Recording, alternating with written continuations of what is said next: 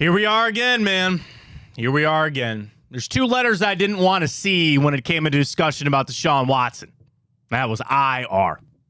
That question was posed to Kevin Stefanski yesterday. And as we came out of that game on Sunday against the Colts, when he played 12 snaps, had 5 passes, got slammed, sat out the rest of the game, pretty much all of the questions to Kevin Stefanski yesterday, it was not about P.J. Walker, it was not about Myles Garrett, it was all Deshaun Watson. As we sit here and try to piece together where we're at, what's going on with him, and for truly the first time of dealing with this injury, it has maybe become apparent that IR might be it. Now, it's funny because he's in essence missed 3 games and potentially going to miss another. You should just put him on IR when it happened. That's life. You don't exactly know how it's going to play out. And the Browns know, as I know and as you know, their best chance, and frankly their only chance to go where they want to go, is Deshaun Watson being on the field. You make that move to IR, he's not on the field. There's no question about it. There's some comfort in maybe that we don't have to bash our heads against the wall every week wondering if he's going to play. You know he's out.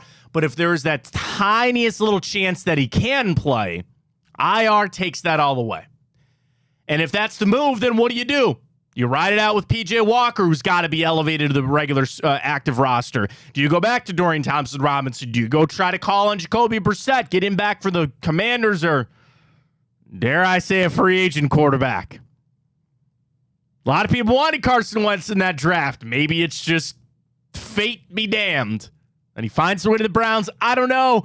We'll discuss all of that. Jack Delphin coming up at 9:30 to get his thoughts on that. World Series is set on one side. We got a Game 7 tonight. The NBA tipping off tonight. Monday Night Football in the books. We got it all for you right here on Big Play. Welcome to the show, everybody. I am Matt Fontana. Hey, is Ryan Tyler. Good morning to all on a beautiful NBA opening night. Of course, the Cavs are in action tomorrow night to begin their season. So excited to sit down and watch a little hoops tonight. Bet with us along on Tipico. Use that code BigPlay150 to get all your bet credits that you need for the NBA season. So we will get to that. As I mentioned, Jack Duffin is going to join us. Really, I wanted to talk to Jack about potential roster moves because they are out of elevations for P.J. Walker. If you don't know, when you're a practice squad player, you can only be elevated on Sunday 3 times before you have to be signed to the active roster. So they got to move Walker up if they need him for Sunday. Now, with that, they would need to release a player. They would need to put a player on IR. We'll get Jack's thoughts on all of that coming up at 9:30. This Michigan story keeps getting weirder and weirder about what this guy was doing in sign stealing. I saw reports, Ryan, he had 2 tickets at Ohio State. One was facing each sideline. And those tickets, shockingly, were not redeemed. Now, they have security footage of people that are sitting in these guys' seats like this the whole game with their cell phones out recording. I don't know if Harbaugh's getting out of this one, man. They want to look aside at some of those recruiting violations that he had. I don't know if he's getting out of this one without some pretty hefty sanctions. So we'll discuss that coming up a little bit later. We got Time Hop. Bracket of the week is your favorite Halloween character. So I don't like filling it completely out, Ryan, before the show because I want to allow people to get their nominations in. Right now, I got 4 open spots. So of the 16, we have 12. Michael Myers, Jason Voorhees. I put Jack Torrance in there from The Shining. It's a horror movie. Like, I don't want to muddy the water here of horror movie versus Halloween movie. Because, like, Jack Skellington I put in there. The Sanderson sisters from Hocus Pocus. My wife would not have let me in the house if I didn't put them in this. She loves Hocus Pocus. So that's in. So it doesn't have to be horror either. It could be whatever you got. But I have most of it filled out.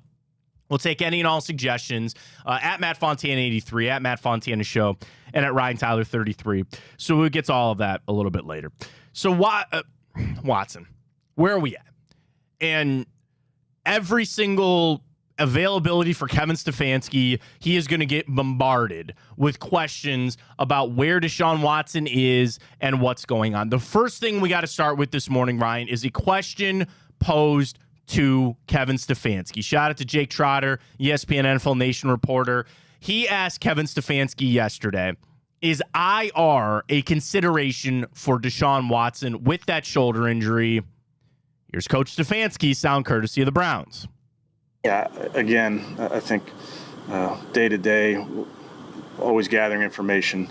But he's getting better.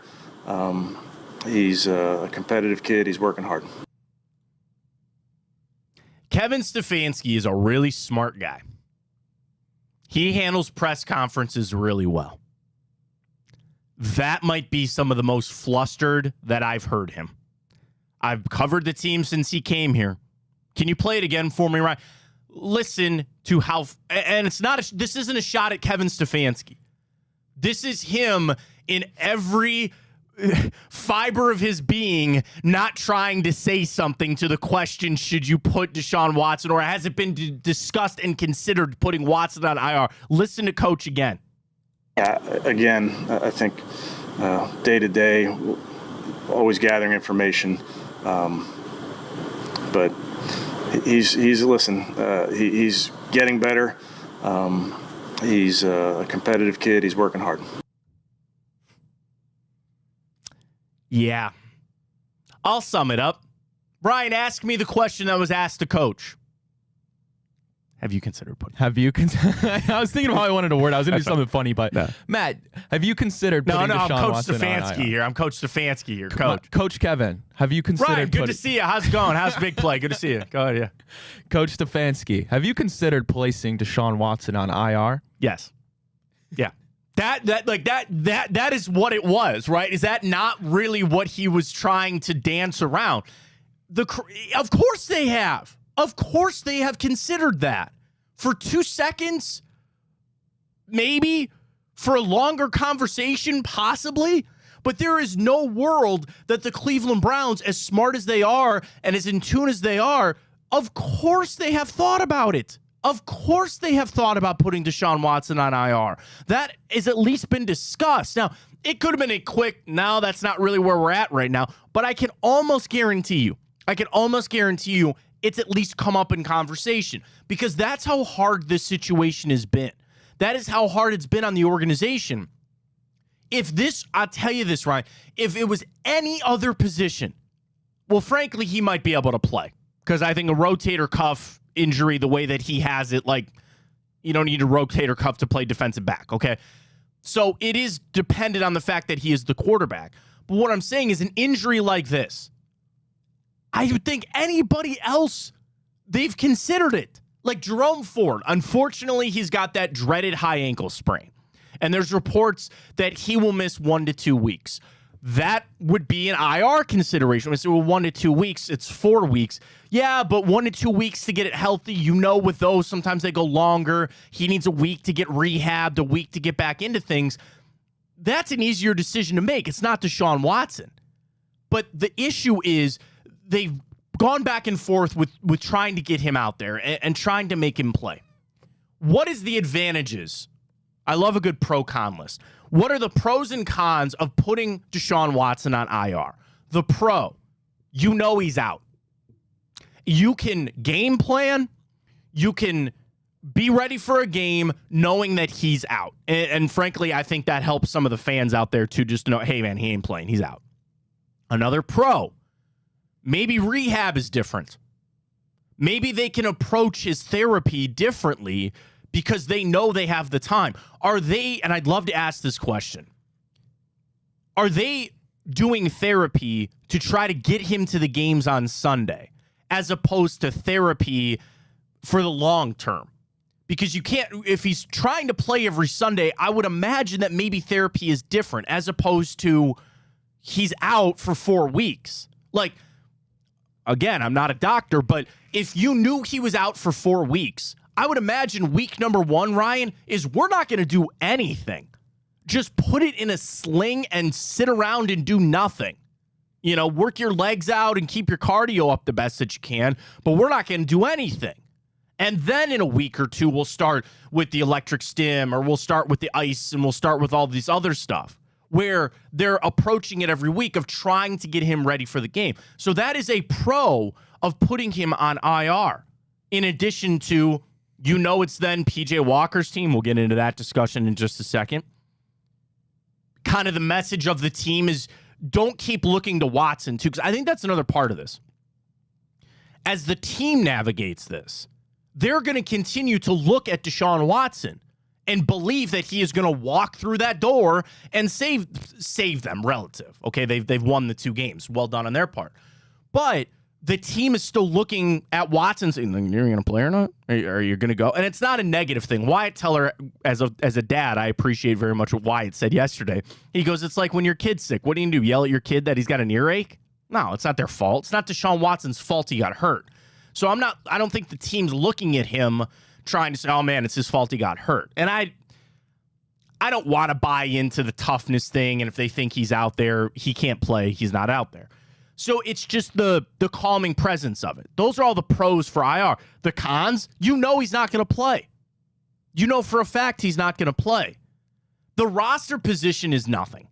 Okay, they can release a player. Put him on IR, you open up the roster spot. Well, maybe that comes to the forefront now that the fact you have to elevate PJ Walker. And we'll talk to Jack Duffin in just 20 minutes about that. He's going to join us at 9:30. I got cap questions. We'll get to trade questions, too, with Jack. Derrick Henry, anyone? No. Dude, Kevin Byard. Because the Eagles really needed help. They get an all-pro safety yesterday. Browns didn't need one. I like the 3 that we got. Don't get me wrong, but I like Kevin Byard. He's a really good player. And the Eagles traded for him yesterday. So we're starting to see some trades start to happen. I would assume the Browns will jump into once. We'll talk to Jack at 9:30. So the roster spot of him getting potentially put on IR, that doesn't mean anything to me. The question is, do you do it to just put a stamp on this, to say this is what we're going to do to take control of this situation, Watson is out, and we're going to move forward. Now, that all being said, Ryan, let's look at the 4 games. Yep. Let's, in a hypothetical world, let's take this all into account, because it is a 2 for Tuesday this morning. Our 2 questions are up. Number 1, would you put Deshaun Watson on IR? Right now, today, they come to you and they say, what would you do here? Would you put him on IR? So the 4 games that he would miss if they did it today: Seattle, Arizona, Ravens, Steelers. You are on the road at Seattle. You are home versus the Cardinals. You are at Baltimore, and you are home versus the Steelers. Those last 2 games are the ones that you don't like because they're division games. And you still believe at 4-2 that you are in a position to go win the division. You can't do that if you lose to your division game or division opponents. You just can't do that. I've always said that you want to win the division, you are at minimum needed to go 3-3 in your division, if not 4-2. And the Browns right now are what? 1-2? Lost to the Steelers and Ravens, beat the Bengals. That's it. So here's the other part too. Then you would potentially lose both the tiebreaker. The tiebreaker's out there again, because if you lose 0-2 against the Steelers, 0-2 against the Ravens, okay, that's done. And maybe you've shifted towards the playoffs, just to make it in wild card. Noah Weiskopf, who joins us, Noah had the tweet yesterday. If the playoffs started today, we're the 6th seed wild card, and we actually go to Baltimore to face the Ravens. That'd be fun. I'd like that game. That'd be a fun game if Watson could play. So those are the 4 that if you put him on IR, you'd miss. To vote right there on our Twitter question, Ryan, would you put him on IR? I would, yes. You would? I would. Tell me why. Well, like you said, not even for the fact that it would be nice to have an answer, right? But the fact, okay. Not to cut you off there, but you bring up a good point. Because there is that part of me that wants that. And I want to have something that I just don't want to do what we've been doing. Now, we'd have to shift and start doing shows talking about PJ Walker's starting quarterback and knowing that. And I don't know how fun those shows will be. We'll find out maybe. But we need to guard against that. We need to stop and say, putting him on IR just for my own mental health is not necessarily maybe the right move. But for the team, that's a little different. Sure. Yeah, I would put him on IR. It would be I'm not going to pretend that, they owe us anything in terms of giving us some clarity. But it's clear, those throws, I know it's a very small sample size, but you could tell there was something still wrong with his shoulder. And then you go even further than that. Okay, you look at the next 4, right? Okay. That's a really tough game, actually, in Seattle. Sure. I'm not scratching up as a loss because we just beat the 49ers, but it would be play it out this way too. you're in a position you didn't think you'd be in at 4-2, right? So let's play that out. That even if it went bad, you should still be able to beat the Cardinals. Yeah, so I'm okay if in the next 4 games you put Deshaun on the IR. Even if we lose to Seattle, okay. You can easily should beat Arizona, no problem. And then somehow steal one from the Steelers. We're at home against the Steelers, and we should have beat them. And Deshaun Watson was horrible. Even if you go 1-3 in that stretch, you are still 5-5. You're still 5-5. Now, then you put the onus on the rest of the season to win 5 more games against the Broncos, the Rams, the Jags, the Bears, the Texans, the Jets, and the Bengals. Right, there might be 5 wins there. Broncos, Bears, Jets. I still think the Texans. Yeah, maybe. And yeah, that's us playing the game before they actually kick off. Okay, and everybody 49ers game, you're like, didn't see that coming, right? But that's where I think maybe they have missed their window. I think they missed their window for it. Now, that's easy for me to say because I know that he didn't play over the last couple of weeks. My answer is the exact opposite. I'm unequivocally don't put him on IR. Don't do it. Couple reasons. Number one, if there is any semblance of a chance that he can play, then I need to keep that option open because he still is the best version of this team. Yeah, on the field, it's not been good either. And we've talked about the mountains and the hurdles that this team has to go over. The first mountain is getting him healthy. The bigger mountain to actually climb is him playing well. That's the other part of this. Getting him on the field now is just only one step of this. This isn't a guy that as soon as he comes back, you're like, all right, good, thank God he's back. He's going to go out there and ball out. I don't have that feeling. So that's even more of a reason why I need him to maybe get out there is if he can play, I need him to start knocking that rust out. I need him to start playing better. So putting him on an IR, I'm not doing that. And then that schedule that I just laid out. Because I need those games in the division. I just have to have them. And I think the Browns are at a point that they have missed that window to put him on IR. I just don't understand what it gains other than what we talked about, the mental side of it, the just knowing that he's on IR. So I do not expect the Browns to put him on IR. Save that clip for tomorrow. Because you want to know the other crappy thing? God, you know what? I got to ask Jack about this at 9:30. Because I believe that you can do IR retroactive. And what I mean is that if the Browns put him on IR and he had not played in the Seattle game, that game could have counted. And then I don't want to say the same. I'll ask Jack. I don't mean to put that on Jack, but I'll see. Because, you know what I mean? Like, you see that sometimes when guys get put on the IL in baseball, or they call it retroactive, where they put him on this day, but in reality, it's backtrack 3 or 4 days because they didn't play. And you can do that. I think you can do IR retroactive to a date. But the issue is that you had him out there for 12 snaps. Now it seemed to be even more mistake you played him for the 12. Another sound clip from Kevin Stefanski yesterday. The question was asked, and granted, it was a small sample size, but Kevin, was it a mistake to put Watson out there on Sunday?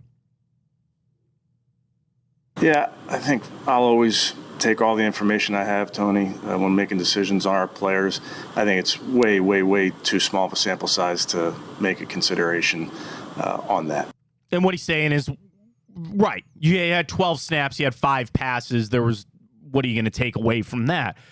I mean, the answer cannot be in that, well, he got hurt because you weren't planning for that. That goes to that second mountain that I was talking about, him actually playing on the field, what it looked like, not great.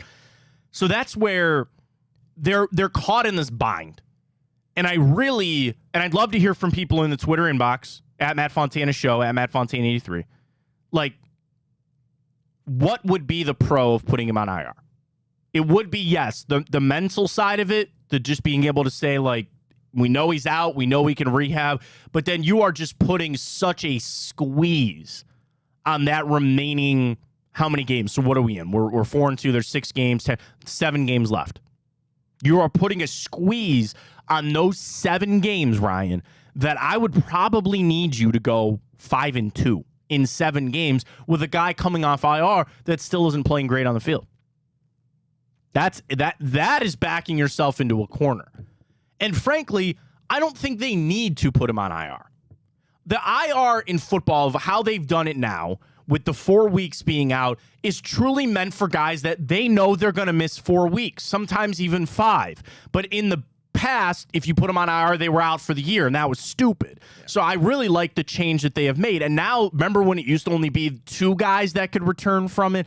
That was all. I didn't like any of that. This is right.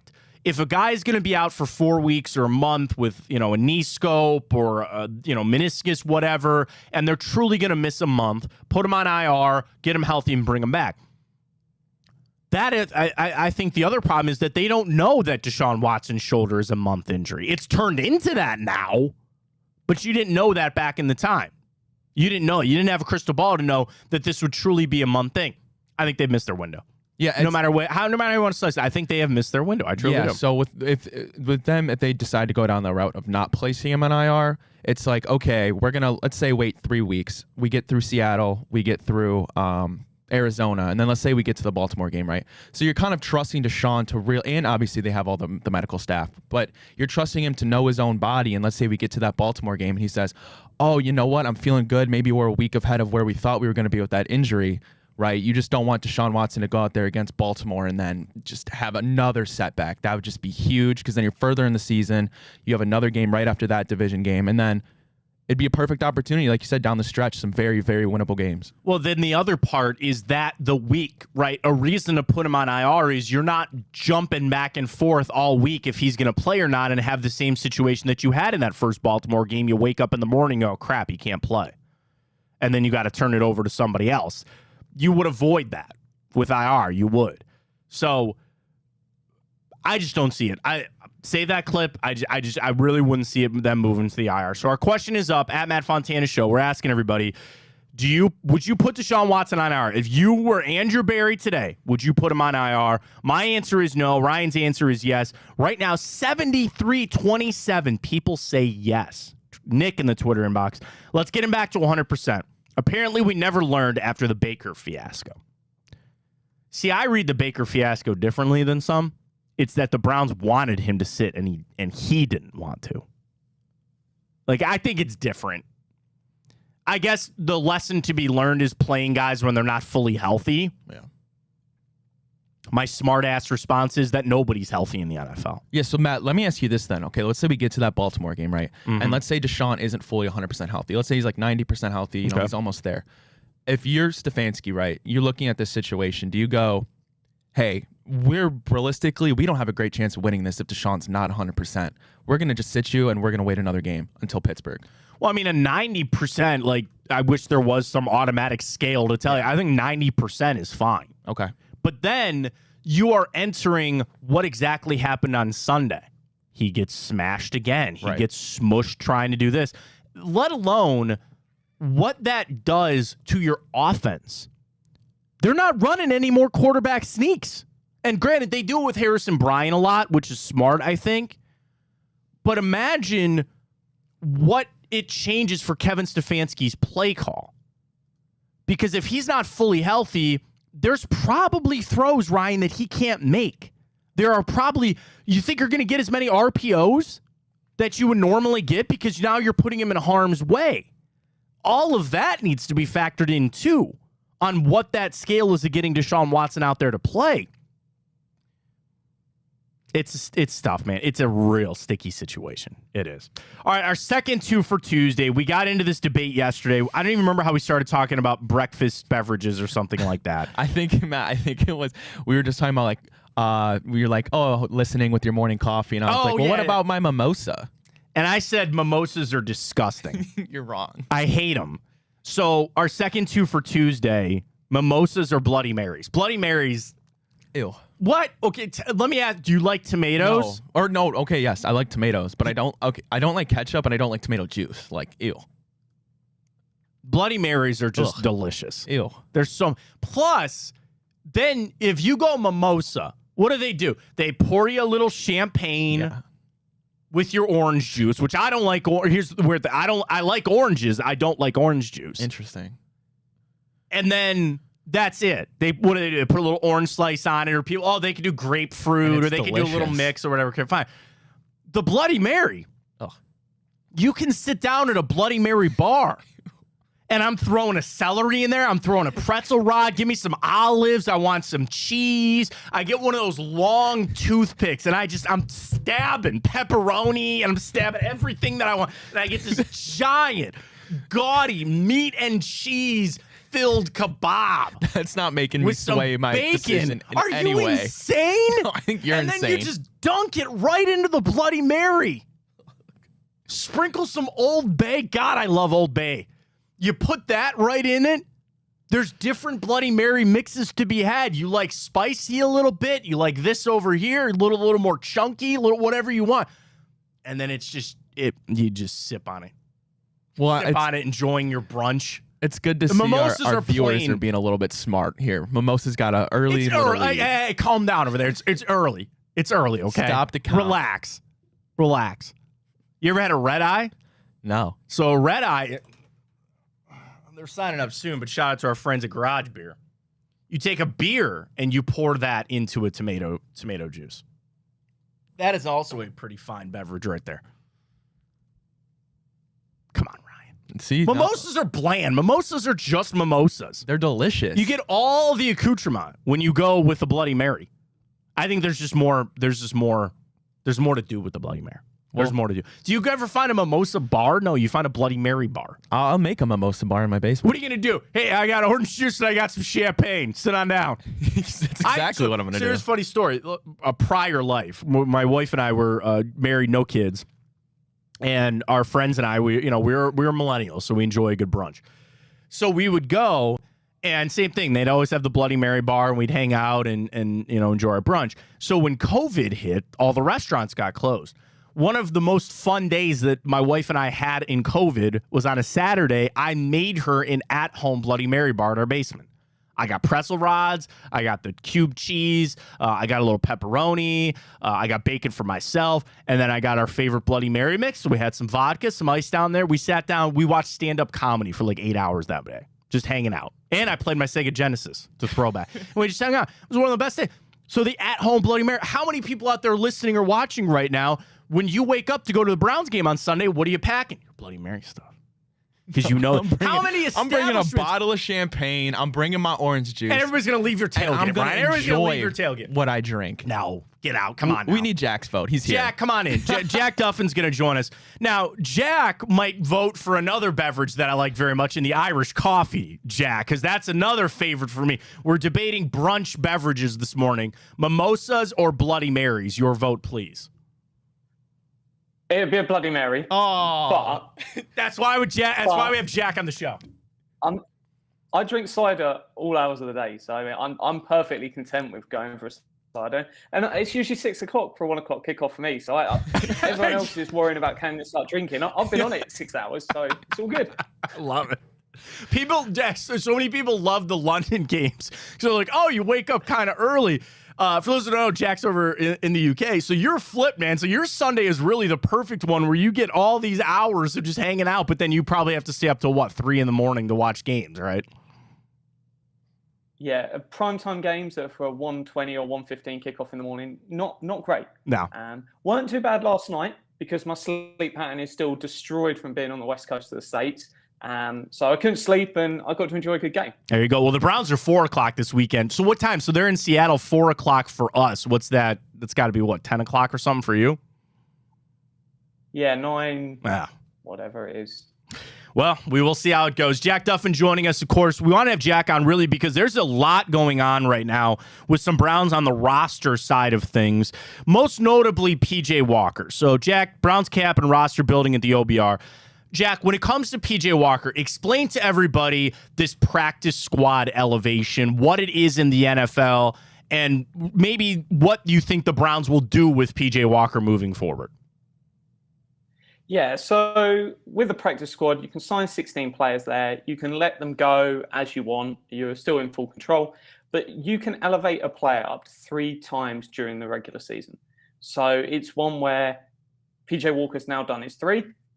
And if he is going to play another snap for the Cleveland Browns this year, he has to be signed to the 53-man roster. They cannot elevate him again because that's there just to protect a player. So it's forcing a team into a decision rather than being stuck on a practice squad earning a lot less than you would be if you're on the 53. So yeah, he's now going to, I'd expect to get signed today. That is what I believe the Jackson move is about, to free up a roster spot for him to come in.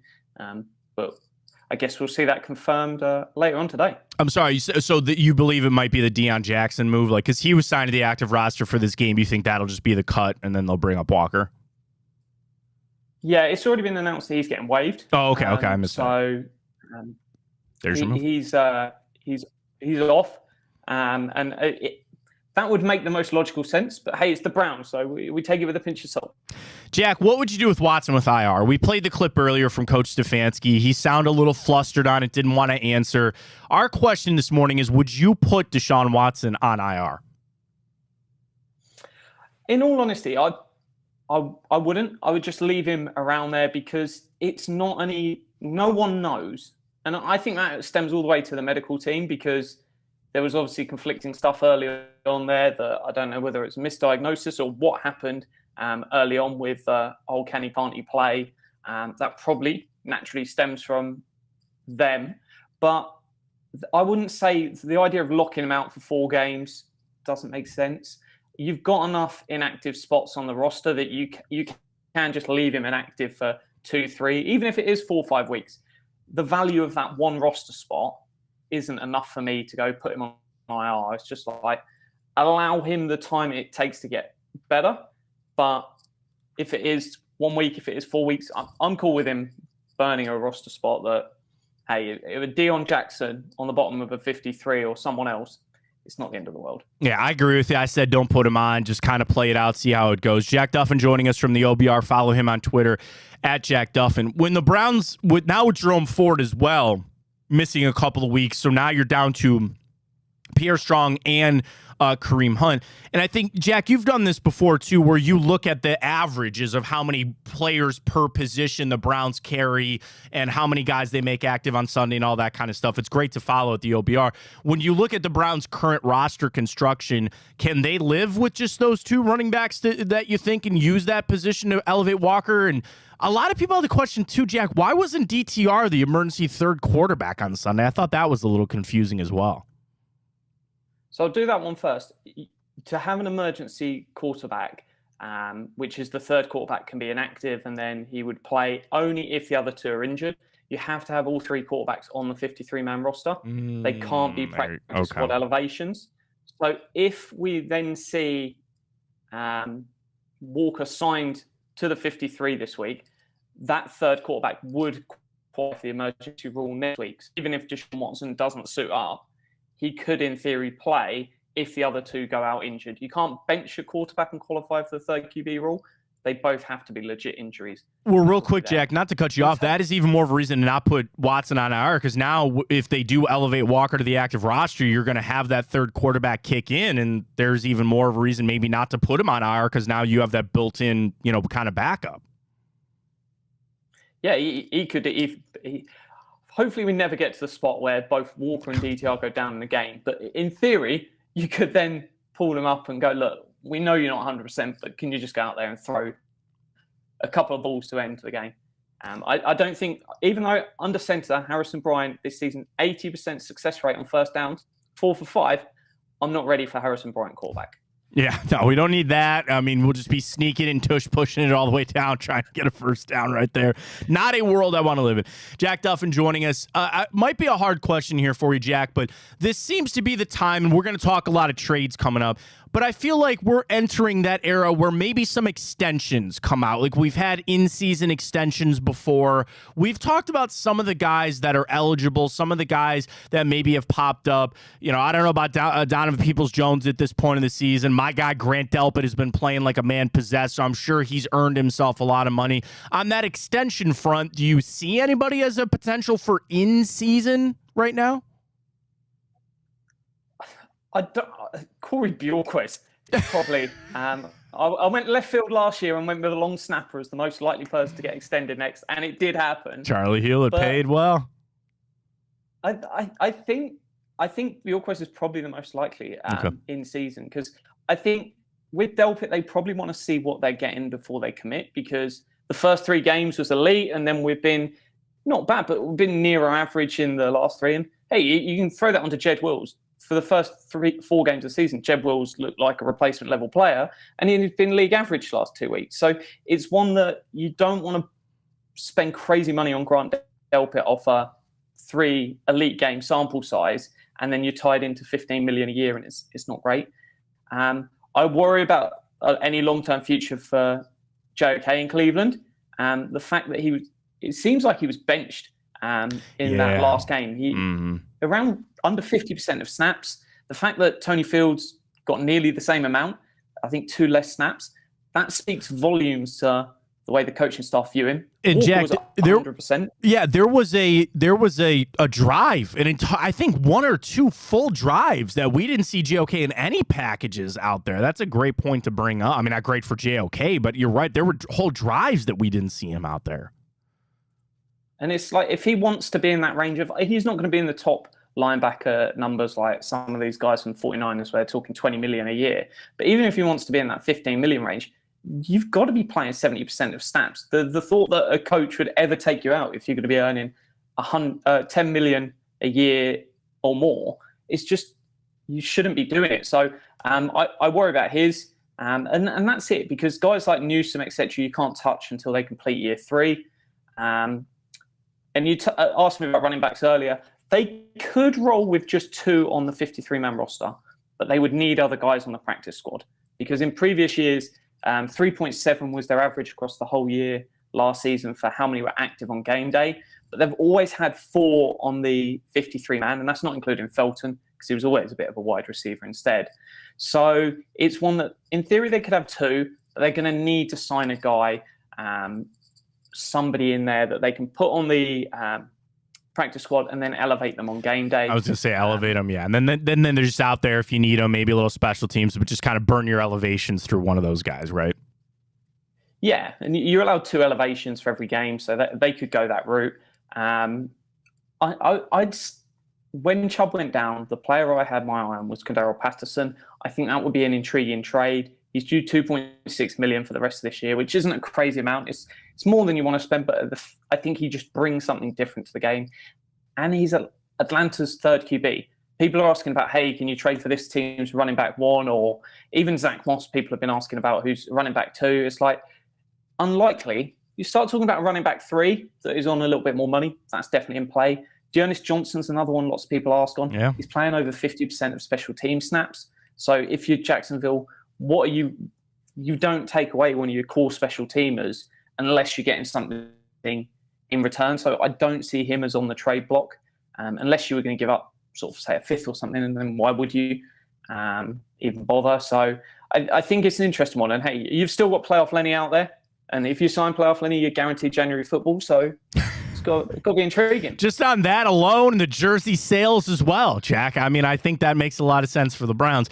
One guy, if they brought back, I think people wouldn't have to buy a new jersey. They just bring him back from last year.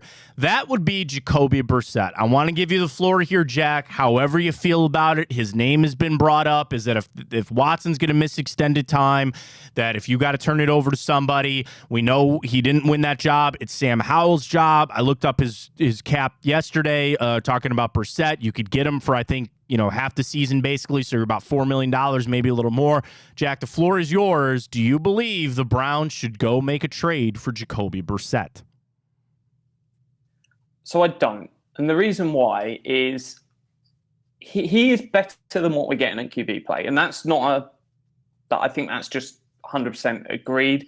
But what would you have to give up? If you're looking at the Commanders and Ron Rivera, who effectively manages personnel as well as being the head coach, he knows he has to win this year or he's probably out of a job. And he needs to push and try and make a playoff spot. So what benefit is he going to get by trading away his backup QB for a pick for the next GM if he gets fired? So you're going to have to offer something that's going to entice them to do a deal.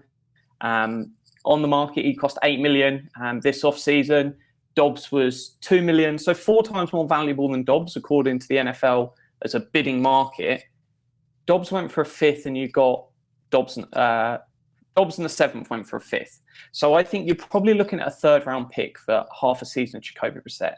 That is not a price I'm willing to pay, because if you call a team, they're going to know you're desperate. They've got all the leverage, and Ron Rivera's in no pressure to help someone a year after him. So I'm just not willing to give up that level of asset for nice play, and it could help us get to the playoffs. But the goal isn't to, hey, hang a banner, we got to the playoffs. The goal is to win a Super Bowl. And trading a 3rd round pick that could be in a package to potentially trade up and draft a quarterback next year, that I want to leave as many options on the table. And I just don't think the difference is enough for Jacoby Brissett. If we'd have been talking Kirk Cousins, I was interested in crazy trades that looked at him, because I think he's capable of winning postseason games. He's won as many as Deshaun Watson. So it's one that's now unfortunately dead, because he won and played really well last night. I went and bet during the game that, hey, playoffs Vikings. Oh, all right, Jack. You're getting a little spicy on the Vikes there. At 310, it was like, it's worth it, because their next 6 games are all easy. You put together a nice little run, you're in a good spot. So I think it's one where you probably stay pat at quarterback, but we only need to win 6 of the last 11 games. You do that, you've got 10 wins, highly likely that you then make the playoffs. And hey, if we make the playoffs, that's 11 weeks to get the offense sorted out. And lots of these teams that go on to win titles aren't great in the first sort of 5-6 games of a season, and they just get better every single week. I think that is still possible. And hey, we've got a good enough team that I think we can win 6 of these. Jack Duffin joining us from the OBR. Follow him on Twitter at Jack Duffin. Cap, roster, all of it. It's got to be one of your fun times of the year, Jack, with the trade deadline right around the corner. We saw Kevin Byard get moved. People think the Titans are going to be sellers. I don't want Derrick Henry. I don't know what they're going to be able to do with them. But in general, do you think there are positions? We know the reports came out from Diana Rossini, wide receiver and offensive line help might be there for the Browns. Do you believe those would be starting level guys? Like, where do you think the Browns stand as they enter the last week here till the trade deadline? Yeah, I know Garrett Bowles has been a really popular name for people to throw out there, but I don't even remember the last time a team traded their starting left tackle during the season. I just don't think it's one of those spots that you ever consider. And the Broncos do want to go on and have some success. I know they've given up in a lot of aspects and said, hey, it's not happening this year, but you can't put Wilson out there to get murdered by starting whoever schmuck you find to replace your starting left tackle, because it's not going to be good. So I just don't think that's realistic. Wide receiver, I think you could look for some sort of basement guys, but the question's always, when you sign a guy, who are you getting rid of? Because you're not getting rid of Tillman, you're not getting rid of Bell, because you're hoping he can develop into something. And so it's Goodwin, but Goodwin started taking a real role in the last 2 weeks. Before that, he was a fringe guy, and it was like, what on earth are we doing with him here? Whereas he looks like they're trying to get him implementing the game plan. So I think it's one where you potentially stay. But Travis Marshall, if he was dirt cheap, that would intrigue me. But I think we're probably looking at potentially a running back, but I don't think they're that committed. They could have gone and got him instead of Hunt, and they decided to go back to Hunt. And then I look at the defensive side, and I'm like, who do you want to cut to bring someone in? Mm-hmm. It's just not one. Jeremy Chin, if he was dirt cheap, and he is going to be fit later in the season, I would consider a late pick swap for him, because you just never know where injuries might strike. But no, I think we're pretty much staying put. There's been some rumours on defensive line. I don't see it, because I think we're really strong there. And it's, again, who are you getting rid of out of the 10? It's not one of the 2 rookies you've just drafted. So someone's got to go. I think the lack of an injury and a really deep roster means we'll be pretty quiet. With the exception of running back for me, Cordero Patterson would be the one I'd pick up the phone and go, what's it going to take? We'll give you a 5th for a 7th.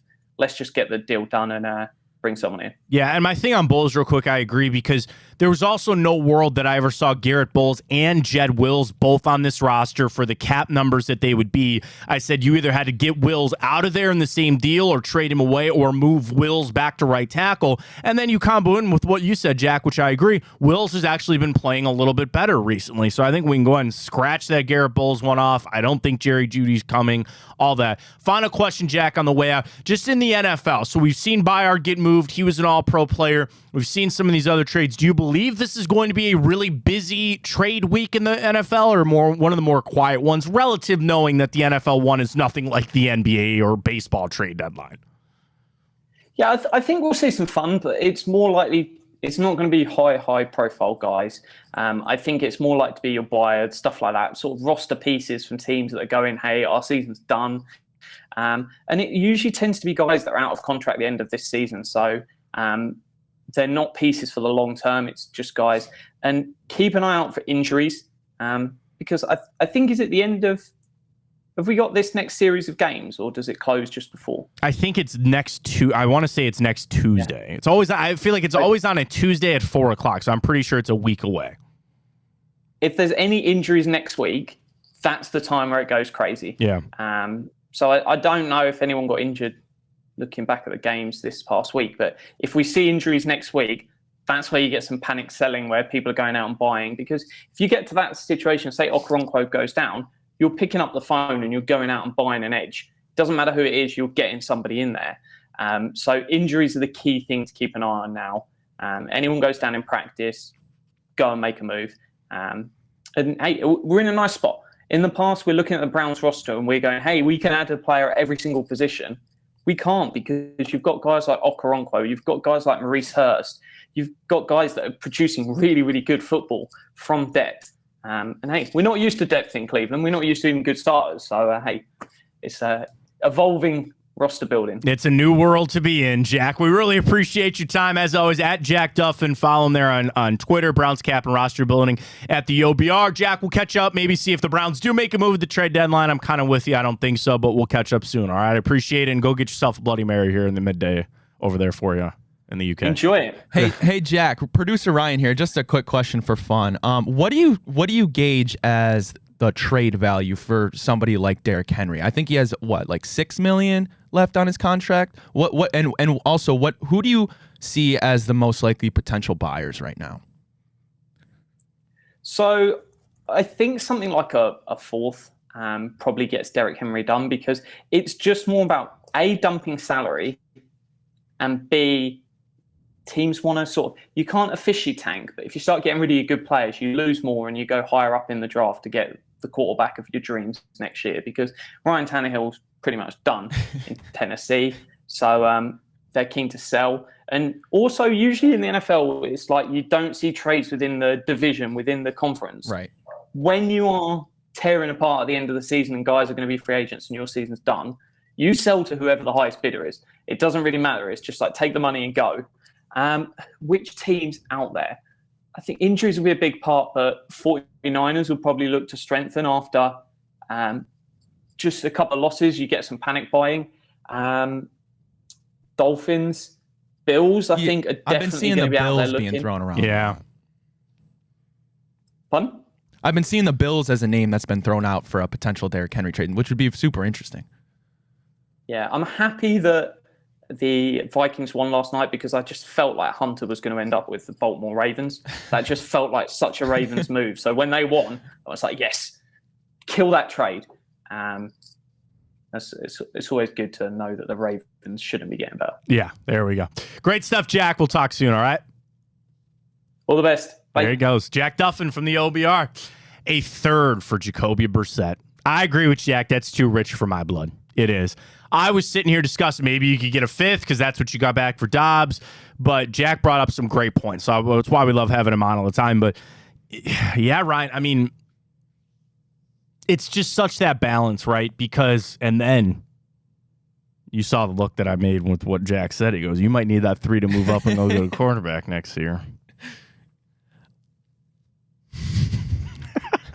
He's not wrong, man. Like, he's not wrong. And that is kind of maybe a situation that Andrew Berry needs to start thinking about. You are down draft picks, and you might be back to square one that you were a couple of years ago, needing to go find a quarterback. Yeah. We all hope that that's not the case, but that is true. Yeah. And don't forget, there was a 3 as a part of that deal. Yeah, you need ones and stuff. And what Jack is talking about, not about trading for a quarterback, but if you got to move up to go draft one. And again, I'm not a GM, so it's easy for me to talk mad and do all that kind of stuff. I don't care about a 5th-round pick. I don't care about it. And he mentioned it. Sometimes these bottom-of-the-barrel players, it's just a pick swap. You know, you get a player and then you swap 7s or you swap 6, and that's just a salary cap move for some of these teams. Yeah, sure. With Brissett, I loved everyone at Jack's points. It's Ron Rivera's probably last year in Washington. Why does he want to set up the next quarterback or next GM or next coach with anything? B, it is still just Sam Howell. There is a world that they got to turn it back over to Brissett. And you're only paying him. I mean, they're paying him the season, but to trade him for, like, they have all the power in that. They do. Free agent, I mean, we didn't get a chance to ask Jack about it, but of the free agent list of guys, like, nobody out there really does it for anybody. And it's all under the guise or all under the assumption that Deshaun Watson will be back at some point. Do you make this move? You can't trade them a conditional pick and go, well, we'll just get it back if he doesn't end up playing. I mean, yeah, there are conditional trades on, like the Aaron Rodgers trade.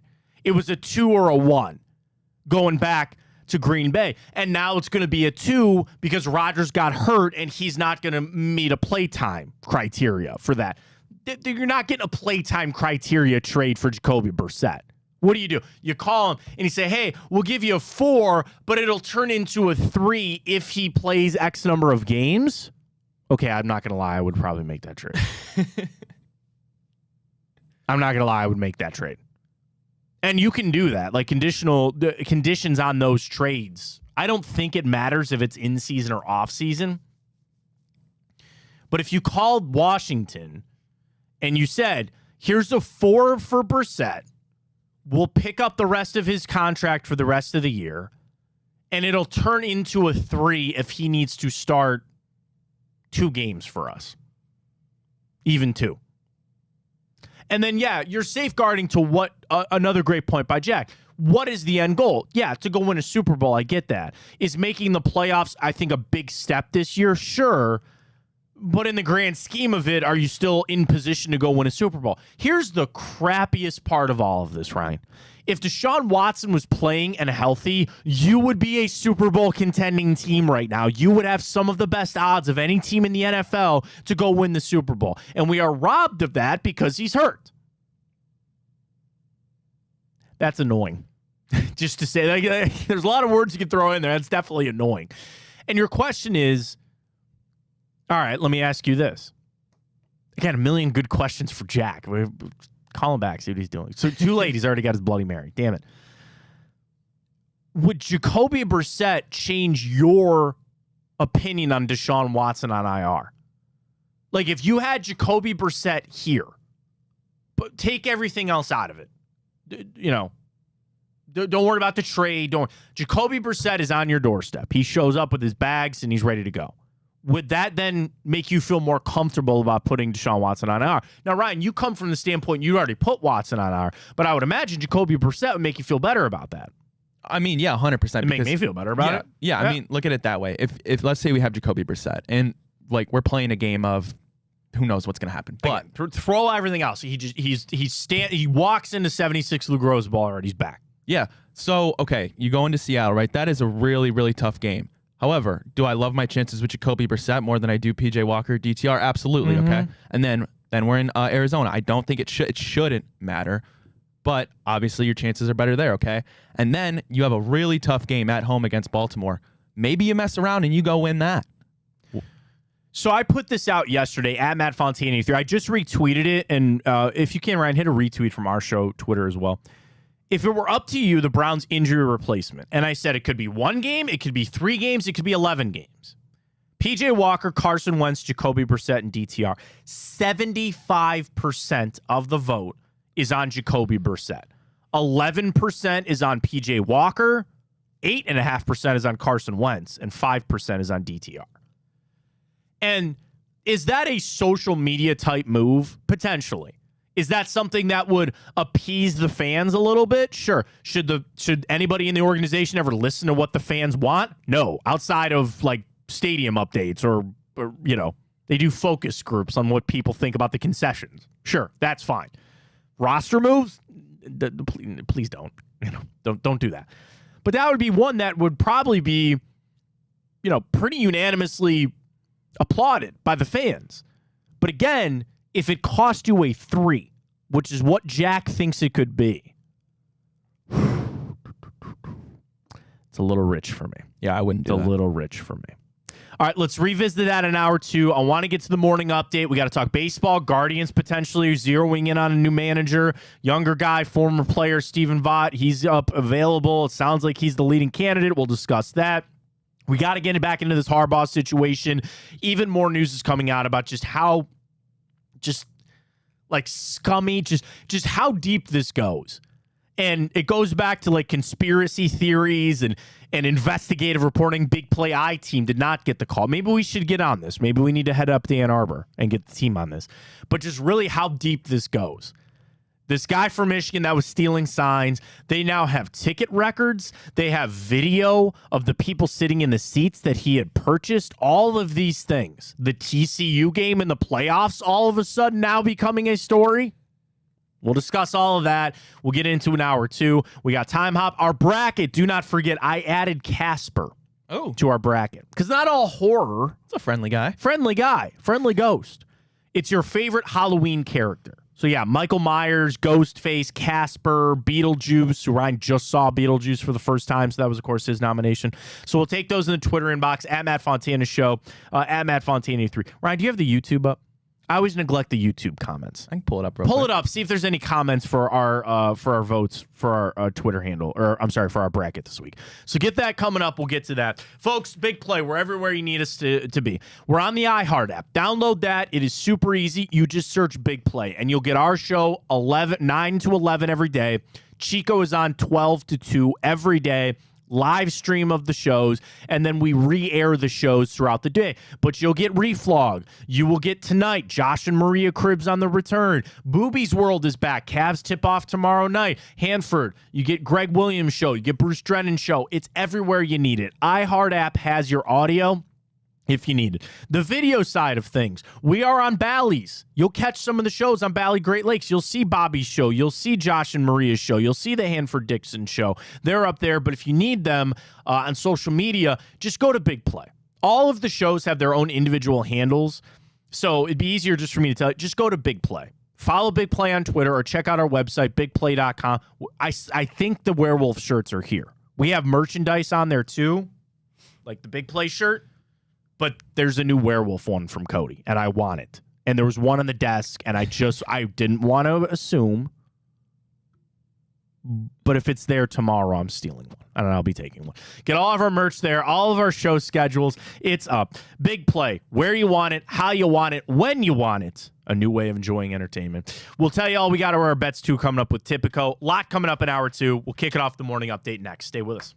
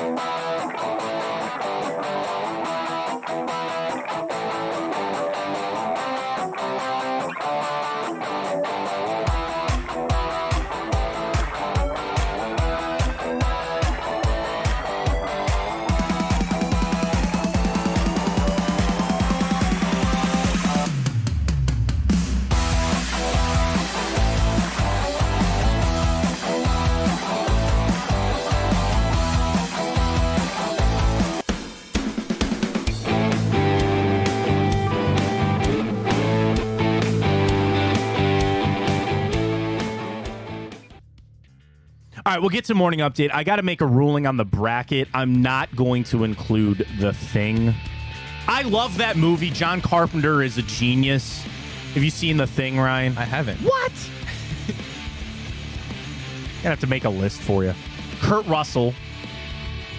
Do you like alien movies? Yes. Okay, then. Yeah. If you like alien movies, as far and this is kind of a shot. I don't like the Alien franchise. Is kind of like, I respect it. The best alien movies are Predator and The Thing. Outside of like Close Encounters with the Third Kind and Independence Day and shout out to Mars Attacks. I love that movie too. But as far as like horror, alien, like The Thing and the Predator, the best. You got to see The Thing. I'm not going to include that because I don't really see that as being a Halloween type of movie. So I apologize. We'll still need a couple more to fill it out. So tweet us if you have your favorite Halloween character. We'll get to that coming up. We'll get to our YouTube page too because I know there's some comments in there as well. Take it away, Ryan. A little bit of morning update. We'll do it again. No, That's don't fine. need that intro again. Don't need it again. Anyway. People know where we're at. Already at football world, well, we did see the Vikings get a surprising win, but other than that, we saw Chris Olave was arrested on suspicion of reckless driving. It was reported he was going 70 miles an hour in a 35.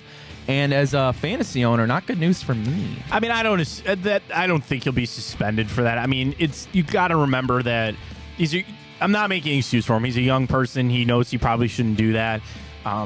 It's a world. And I think the organizations that you see, and knowing just kind of what I know more about the Browns than some other, they take a lot of that off the field stuff serious. They sit down with them and they say, guys, you are a young person.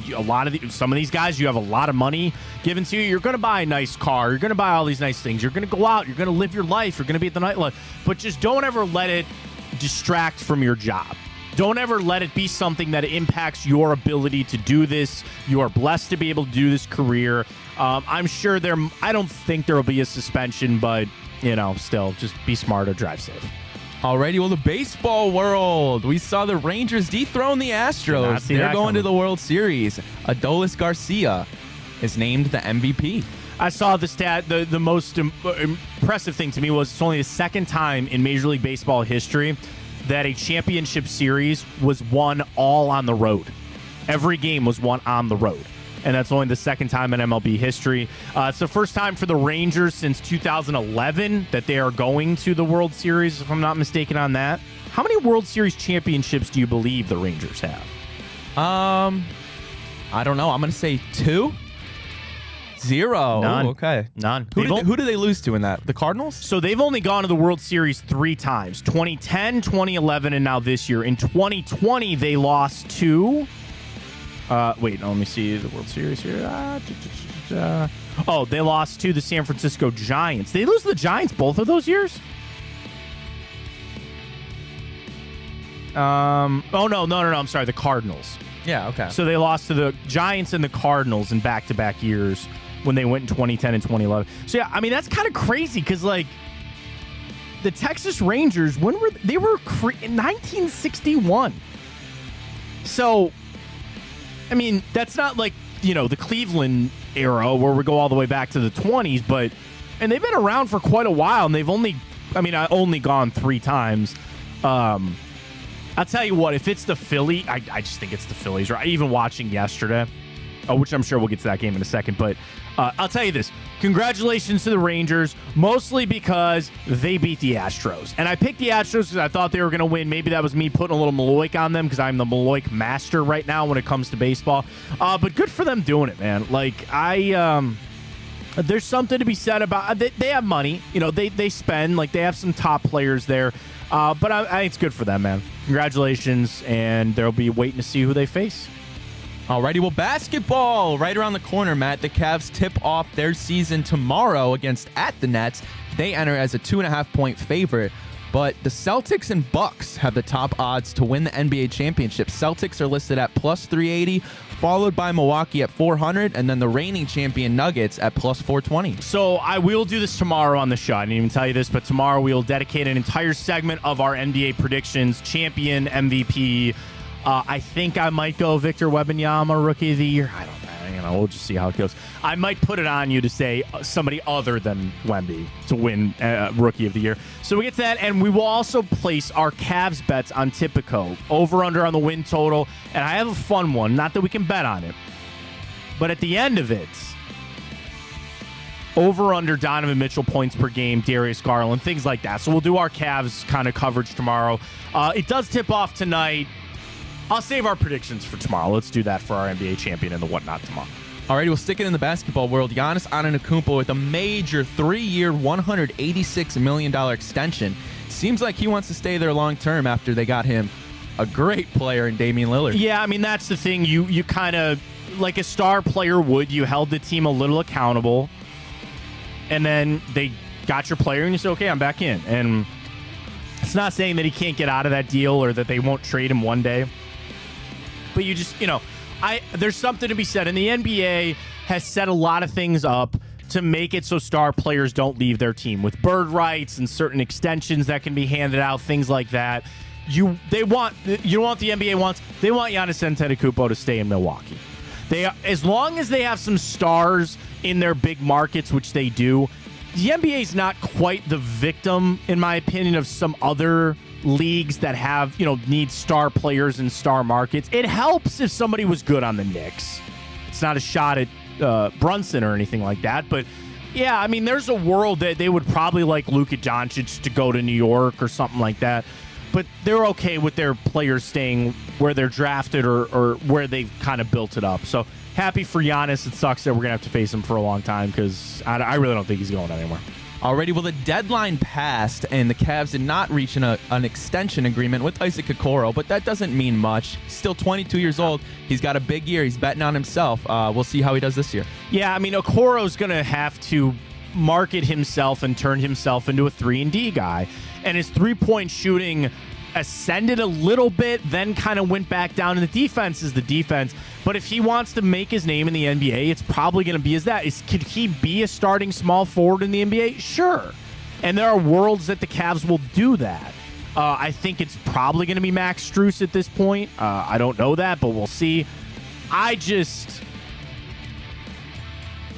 not. This isn't a shot at Isaac Okoro. I don't, whatever. If he signs an extension, great. If he doesn't, you can find a replacement. I think you can. Alrighty, well, we'll end the morning update with the Guardians. A new candidate for manager has emerged, and there's been some mixed reactions on Twitter. Retired player Stephen Vogt.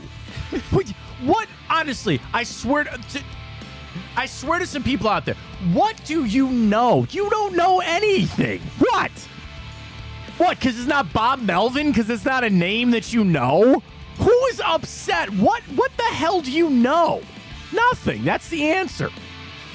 I'm just going to trust that Mike Chernoff and Chris Antonetti know a little more than you and me. The thing's going for him, okay? He's a younger guy. He is what? I believe he's 38. 38, okay. I think it goes a long way that he is a former player, made a couple of all-star teams. The only negative thing, he's only been in the coaching racket a year. He literally was playing in 2022.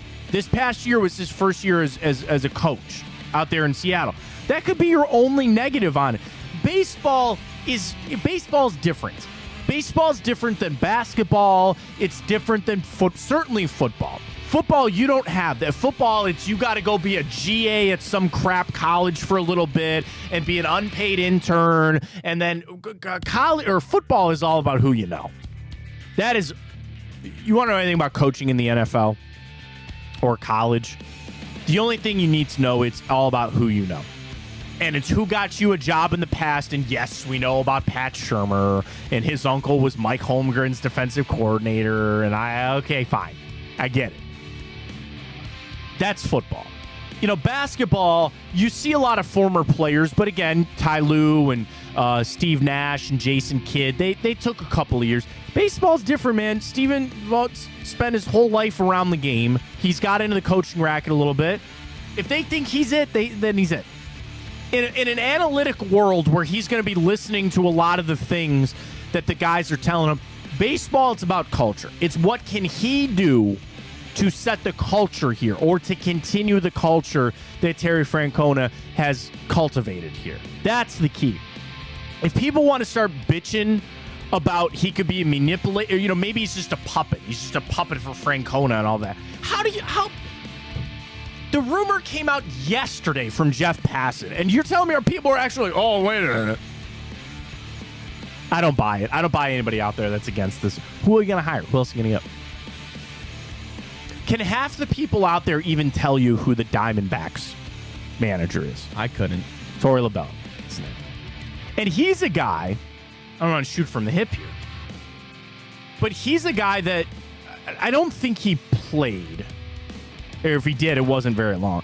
But, his ascension has been pretty... Okay, so Lovello is a little older. He's 58. But this... Oh, he's been the manager since 2017, right? But I was looking up his coaching. So he coached for 6 years before he became the manager of the Diamondbacks. And he kind of has built it up over this time. Now, they've been really, really stinky. They've been really bad.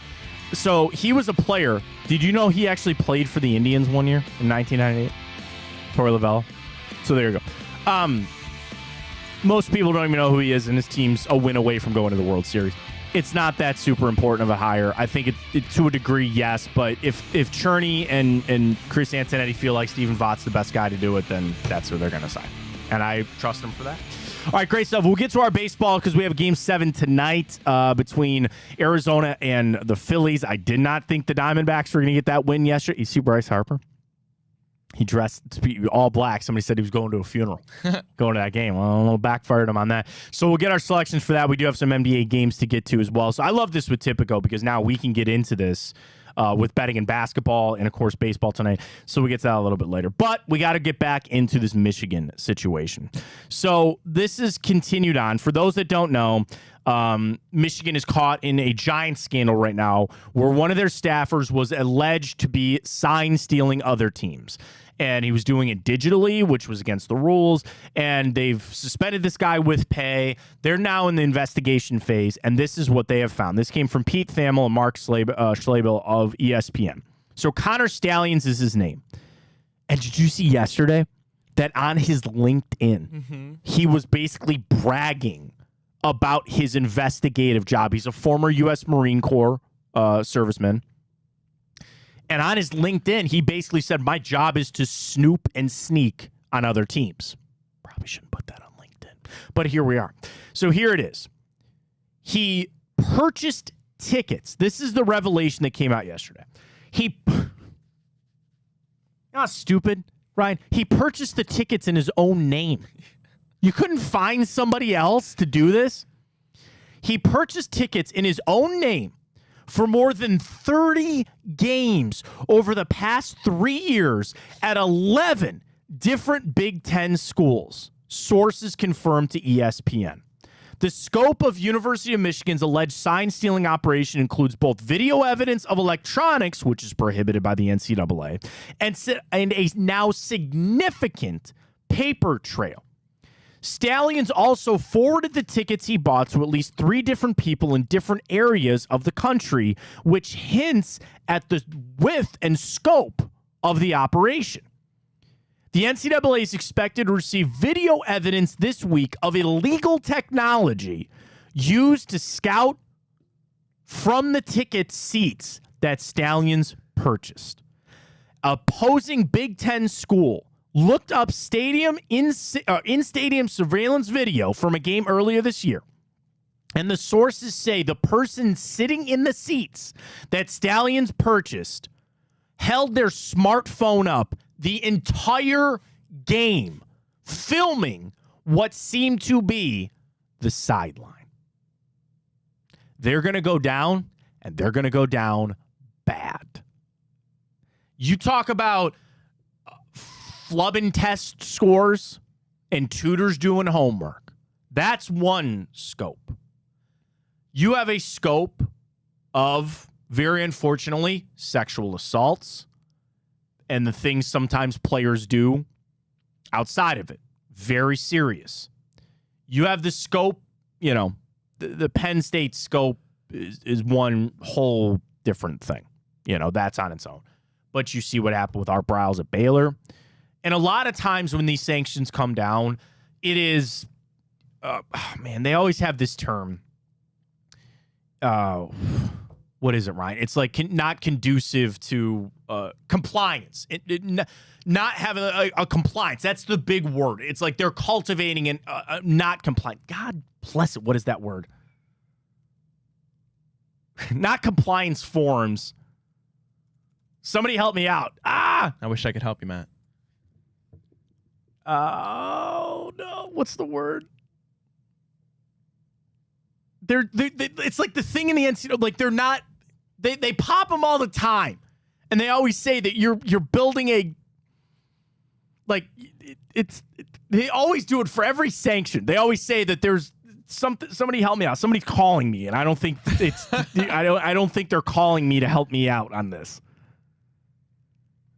God, it's gonna derail the show. It has derailed the show to this point. Describe it a little more for me. It's like they always say that they weren't harboring an environment of something. Like they knew what they were doing, and it's the NCAA term. Enabling, maybe. It's kind of something like that.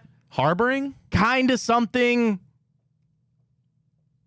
It's not that. It's something else that I don't know what it is.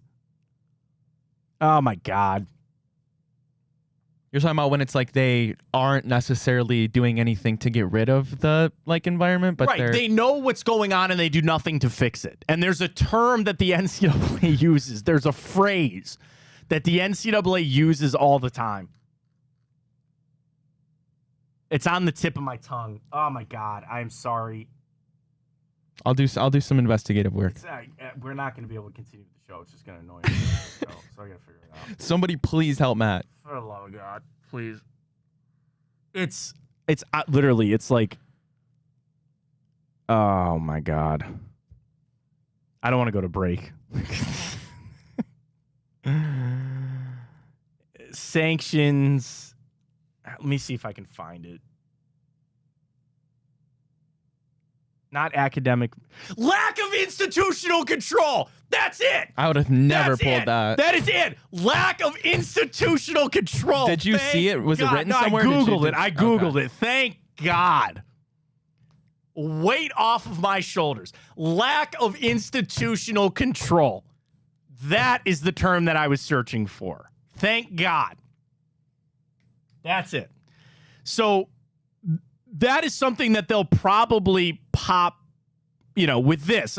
It's not even lack of institutional control. They're breaking the rules. So that my whole point was, a lot of times when these sanctions come down, they pop them for lack of institutional control. You knew that these players were cheating on their test scores, having a tutor doing their homework. You knew about an alleged sexual assault that you did not investigate, or you knew that this player was ineligible. That used to be a big thing back in the day, right? Either grades or transfer or something.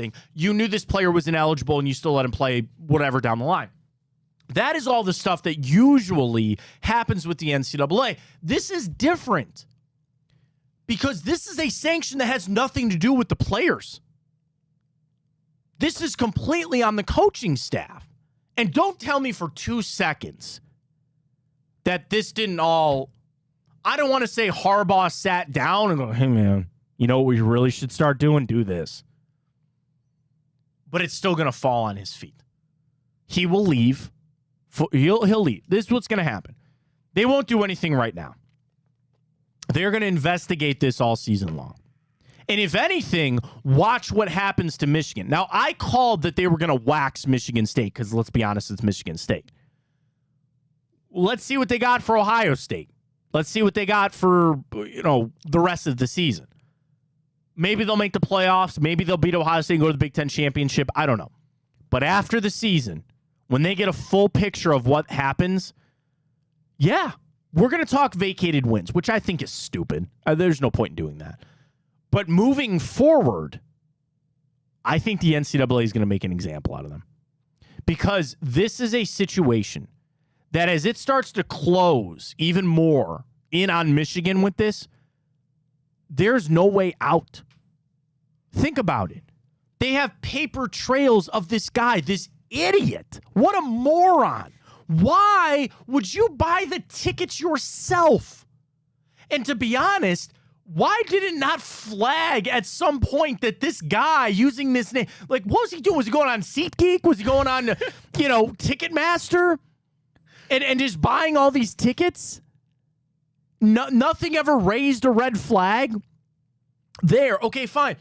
There will be unequivocal evidence that he was doing what we all suspected that he was doing.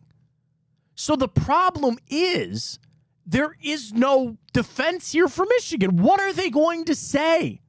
He's just a really big football fan, and he just wanted to go to all these games. Literally. And that's why I think the NCAA is going to get, because you want to know what? One of the things the NCAA likes more than anything is the illusion that they have power.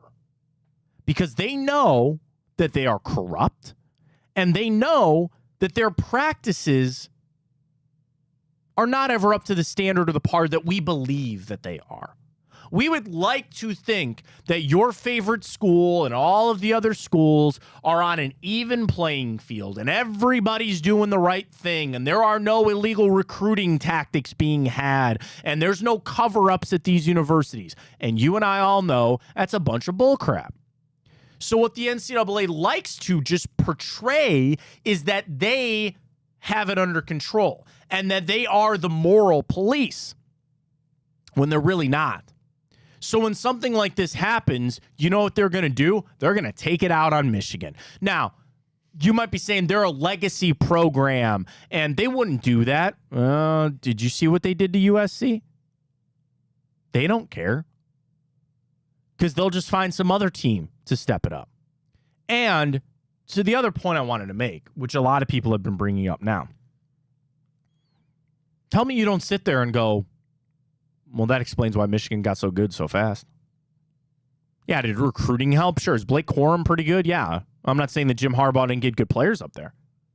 But you see Michigan come back. And I'll be the first to admit, a strong Michigan program is good for the NCAA. Of course it is. They're a blue blood in football terms. NCAA will always be good when big fan bases are good. Ohio State, Michigan, Alabama, Georgia, out on the West Coast. There's nothing in the NCAA they want more than USC to be good again. They would love that. But for right now, it is these type of programs. And then you see them get smoked by TCU, a team that they might not have probably scouted as much as they thought they were going to because they didn't think they were going to make it. And now you ask all these questions. Matt, I don't know if you saw, but some Twitter investigator part of the big play I team, potentially. He went through, his name's Connor Stalion, right? The guy that did it. Yeah. So they went through his Venmo history. And how the hell they get his Venmo history? So some Venmos are public. If you don't make them private. What an idiot! And so what happened was. Oh my God! And so what happened was they saw a ton of people sending him money for T-shirts. A bunch of T-shirts. And people have the theory that, well, he was buying these tickets for people and they were paying him back. Oh my God. Oh my God. He wasn't even giving them the tickets for free? I guess not. That's the conspiracy. Hey, right. I need you to go do this illegal thing for me and video these sidelines, but you better give me that $45 for that ticket, man. You ain't walking into that stadium for free.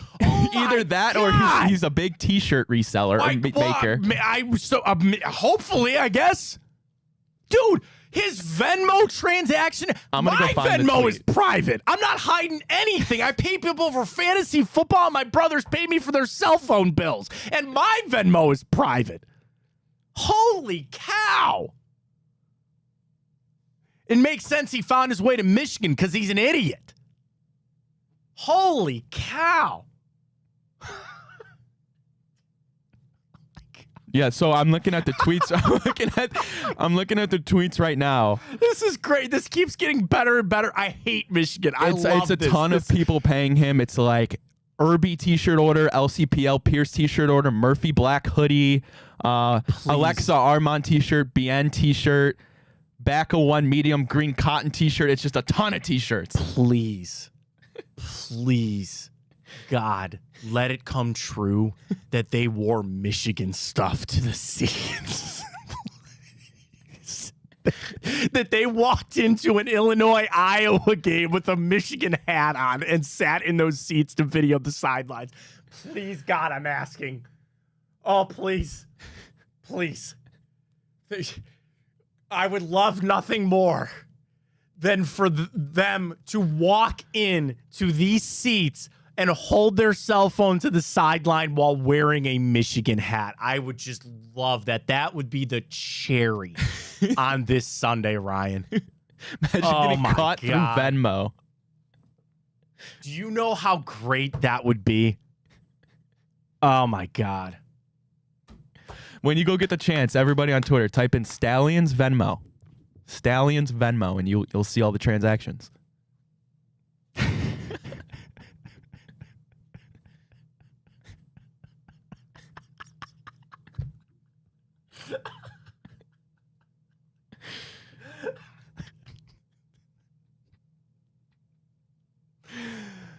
Oh, my God. They are making this so easy. Like, oh, man. There's no getting out of this. There's literally, what are they going to do to get out of this? Someone said, Stallions is an idiot. I don't want people seeing when I paid someone on Venmo for splitting a pizza, let alone football tickets. Who has it?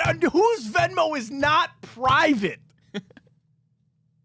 Whose Venmo? Like, I have it, right? So you do see other people, and I understand kind of what Venmo was going for at one point. They're like, oh, we'll be like a social media for paying people. I don't really like social media to begin with, okay? Number two, but if you're talking about my finances and things like that, but also, yeah, who gives a crap if I had to split money? I sent money to my buddy who paid for a beer at the bar or something like that. My Venmo transaction is literally fantasy football payments. My brothers pay me for their cell phone bill because they're on my plan. And I think I send money to my chiropractor on Venmo. Do you want to see that, Ryan? Do you really want to go on your transaction and go, oh, hey, Matt Pater is chiropractor? Like, great job. Retweet. Retweet. Good job, Matt. I'm glad to see your chiropractic health is good. Awesome. Fantastic.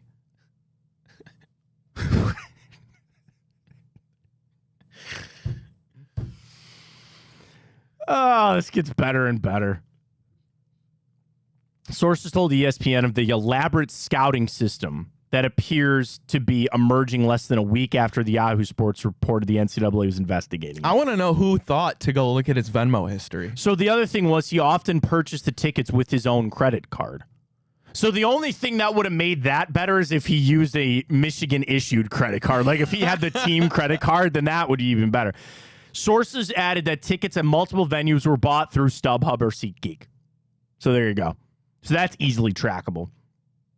And the tickets fall into a location pattern, shockingly, somewhere around the 45-yard line and raised up enough to have a clear view of the opposite sideline. Source told ESPN that Stallions bought tickets to 5 different games at the school over the past 3 years. Another said it was 4 games over the past 2 years. A third source says it was 9 games over the past 3 years. Some of the purchases were for single tickets, other were for multiple people. Sometimes seats were bought on both sides of the stadium near midfield. So that's the other weird part of it is when people buy, and I'm not saying one person can't go to a game, but like, yeah, single tickets. This is great. This is, and you know what's funny about Matt? So I'm going and I'm looking at all the Venmo transactions. A lot of them are a week apart. And what does that say? Yeah, right. The games. A week apart. Yeah. Yeah. Like, and last, like, Harbaugh denies it, but then you add in, like, Schiano took a shot at him. It sounded like this was one of the worst kept secrets in the Big Ten, that everybody knew that they were doing this. That is hilarious, man. His Venmo history and, where these tickets were purchased. What an idiot. You know what? I'd add the punishment on for being an idiot. Like, I would add punishment on to Michigan just for like, dude, you're this stupid. You let this happen. Now, there's something to be said, too. It went on for as long as it did before it got popped. But getting into the conspiracy theorist part of it, sounds like somebody knew about this for a long time and then they just waited for the right opportunity. Now would be the right opportunity. Michigan's number 2 in the country. They're staring down the barrel of going to the college football playoffs. But it does go back to how many people read back now on that TCU game. And when they got smoked in the playoff, and you go, kind of makes sense. All right, let's jump into Time Hop. I want to add all this stuff to Time Hop because next year I'm going to go back to like, remember a year ago that idiot guy from Michigan? Yes. Yes, RJ tweets, lack of institutional control. RJ, you are the man. I appreciate you, bro. Yes, lack of institutional control is exactly where I was going with that. So thank you very much, RJ. All right, we'll jump into Time Hop. We'll do that when we return. We got everything that you need to know, including all your bets on Tipico, folks. Download the Tipico app. Use that code BIGPLAY150, and you can get signed right on up and get those bonus bets. NBA tips off tonight. You want to save our boosts for a little bit later, Ryan? Yeah, let's I want to look those up a little bit later. But I just love it. I love using Tipico. It's super easy to do. I'm in on the biometric right there. My bets for last night, I went bad on the baseball part of it there because I took both the Astros and the Phillies. I'm the angel of death on that. But I jumped on Marvin Harrison Jr. to win the Heisman. That's all rocking right there. And we'll place our wager for tonight for a little bit of basketball. Lakers and Nuggets. Suns Warriors will tip us off tonight. Warriors are a favorite. Nuggets are favorite there. How about this? I can get you a little boost for the Warriors and the Nuggets to both win plus 160. Right there on Tipico. So use that code BIGPLAY150 when you download the app. You get your bonus bets, deposit $50, get the $150 in bonus bets, plus that $30 dog pound bet as well. And then I do believe, I want to talk to the powers that be. They did text me a little bit earlier. I saw this from Reflog. I think Reflog's got a code too. He's got a link, I think. I think it's Reflog 150. Okay. So but I'm saying like that one works too. Yeah. So you can check that out at Reflog underscore 18 there. So he's got one too. Basically, here's the thing, folks. Just get signed up and use one of the codes that we got for you. And Tipico's got everything that you need. Big Play 150. Reflog 150's got one as well. Sign up today with Tipico. Time Hop. Let's jump into it. Let's see what we got for history. On your way next. iHeart app, streaming live on YouTube. We're on Facebook and, of course, on Twitter as well. Matt Fontana Show right here on Big Play. Stay with us.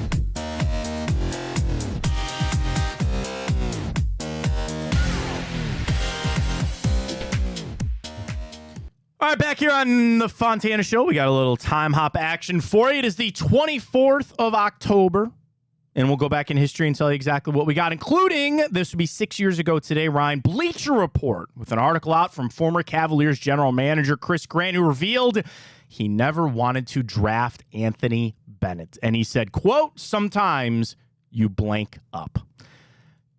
Well, yeah, I mean, you turned chicken blank into some chicken salad right there because you ended up using that to trade for Kevin Love. I go back to that draft, though, with Anthony Bennett because I remember, like, watching it that night, and you're like, wait a minute, what? Like, there was a lot of names thrown around. 2013, dude, 10 years ago. Number 2 was Victor Oladipo. Otto Porter was 3, Cody Zeller 4, Alex Len, Nerlens Noel, Ben McLemore, Kentavious Caldwell-Pope, Trey Burke, CJ McCollum. Who'd you want him to take, right? Oh, wait. Giannis Antetokounmpo went 15. Sometimes in drafts like that, Rudy Gobert went 27, too, by the way, as the 2 best players in this draft. Like, in a draft where the top end, and we know that it's a crapshoot in most of the drafts, and you never really know what it's going to be. But, like, that one, there was no clear favorite. And you hate having the first overall pick sometimes when there's no clear favorite. When you need a quarterback in the NFL, you know what you want? A year where it's Trevor Lawrence and Andrew Luck and a guy that there's no bones about it. And sometimes it works out and sometimes that it doesn't. That draft was all over the place. The thing is that they were able to flip him and get Kevin Love in here, so I guess it all kind of worked out. So, again, 6 years ago today, Chris Grant said what we all knew, that he didn't really want to draft Anthony Bennett. This day, 1992, the Toronto Blue Jays won the World Series, becoming the first non-USA team to win. Of course, they would be the only ones that could do that until there's a team put in Mexico. And at one point, it was Montreal, but they're no longer. This day, 1945, the United Nations was established. The pact has been signed over the summer, but officially took effect this day as the world's premier international peace organization. Don't know how good of a job they're doing right now, but that's politics. We don't talk about it here. This day, 1940, the 40-hour work week went into effect. It was signed in 1938 as part of the U.S. Fair Labor Standards Act. You know who created the 5-day-a-week, 40-hour-a-week work schedule? Was it a president? No. Oh. Henry Ford. Oh. Henry Ford. Assembly line, you know, how they were doing everything in Ford. So, like, what did they do before? You just go to work when you go to work? I don't know. Thankfully, you know, 40 hours, it's pretty standard, I guess. It all works out. This day, 1936, what a day for The Ohio State University, because their marching band performed Script Ohio for the very first time this day, 36. I know they did a Led Zeppelin tribute this past weekend, which was really awesome. It is remarkable. It is so incredible to watch the best name band in the land, because every step, Ryan, like, they are just perfectly in sync. Even when they walk into the stadium, they do the little flips of their instruments. The precision is just incredible. And I know it's probably, I don't know how many hours during the week of them practicing, but it is insane to see the precision and the practice they do. I love watching it. It's the best. This day, 1861, the first ever transcontinental telegraph was sent, and that effectively ended the Pony Express days, where if you needed to get a message from New York to California, it was getting there in a month.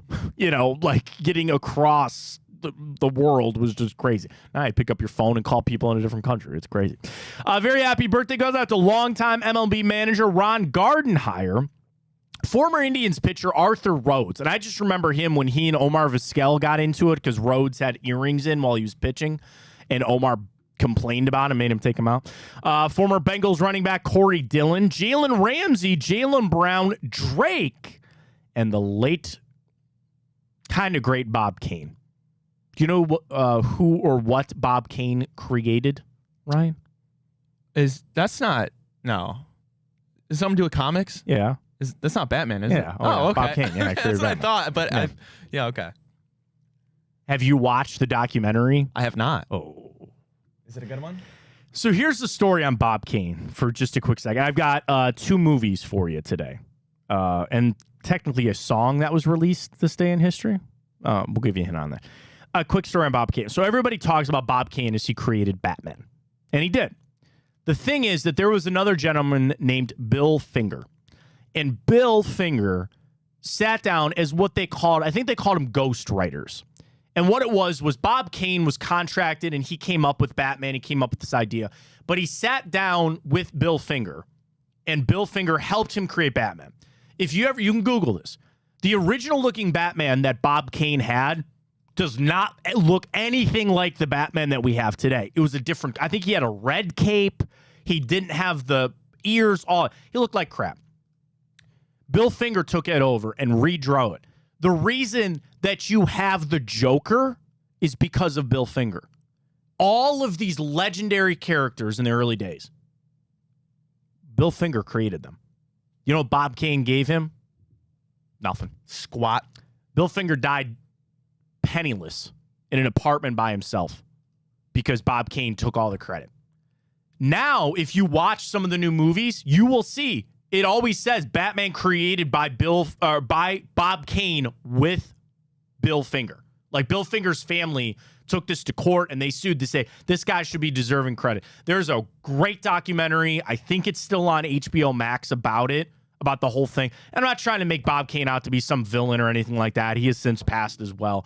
But really, take credit where credit is due. Remember the name Bill Finger. Every time you think of Batman, think Bob Kane, Bill Finger. Watch the documentary. If you're into Batman, it's a great documentary. All right, 2 movies and a song for you. Neither of those have anything to do with Batman.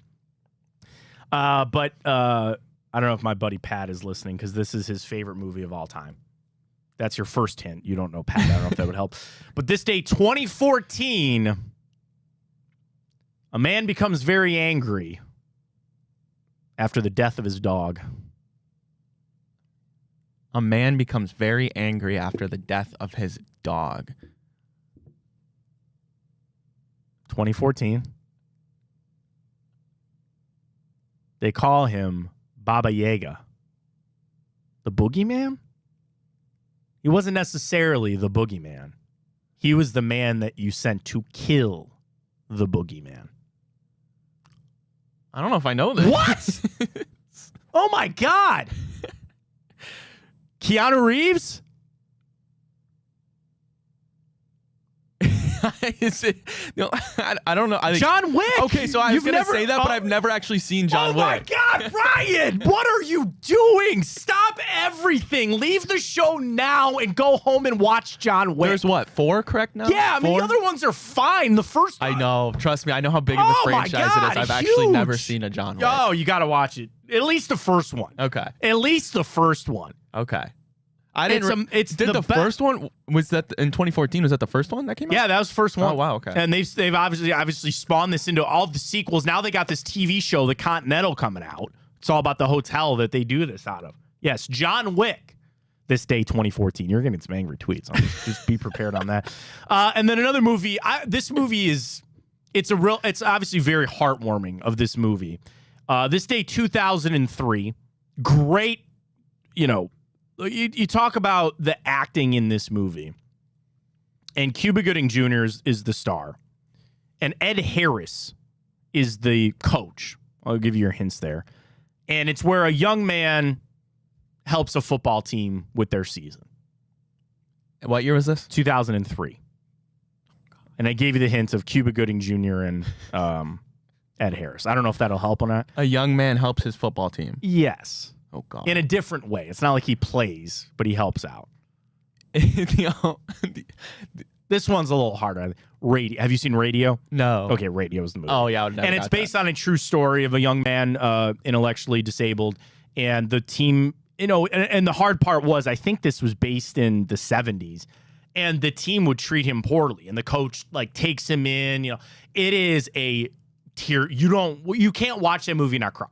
You will cry watching that movie. It's very sad, but it's also based on a true story. It's sad in the sense of it's still a fantastic movie. It's very heartwarming, on the true story, but it takes a little bit to get there. It's pretty sad. So Radio, this day 1970, and the final one, this day 1988. A song. I don't know if you'll get it, but if I asked you Annie, are you okay? Yeah, for sure. Smooth Criminal. Smooth Criminal. Yeah, I guess. I mean, what do you expect just after off I the don't John get Wick. John I'm Wick? just making sure, okay? I'm glad. Michael Trust me, I'm Jackson's glad a you little more ended it on a famous than, positive note. Yeah. I'm glad you ended it on the positive note. You snapped that. You looked at me like I thought it was crazy. I'm like, I would have said it if I said Bobby Yaga. I thought you would have been like, oh, yeah, no problem, John Wick.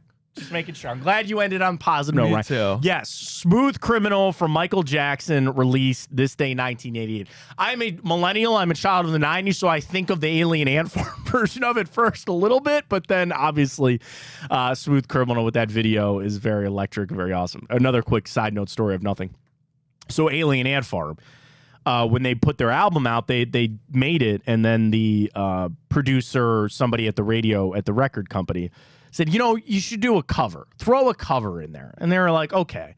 So they cover Smooth Criminal.